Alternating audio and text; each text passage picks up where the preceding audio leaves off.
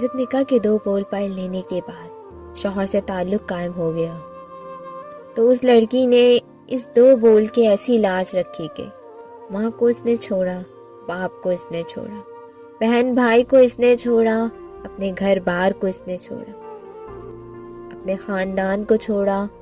پورے کنبے کو چھوڑا، اور شوہر کی ہو گئی اب اس کے لیے اجنبی ماحول ہے، اجنبی گھر ہے، اور ایک اجنبی آدمی کے ساتھ زندگی بھر نبھانے کے لیے وہ عورت مکین ہو گئی۔ کیا تم اس قربانی کا لحاظ نہیں کرو گے؟ اگر یہ معاملہ برعکس ہوتا اور تم سے کہا جاتا کہ تمہیں شادی کے بعد اپنا خاندان چھوڑنا ہوگا، ماں باپ چھوڑنے ہوں گے،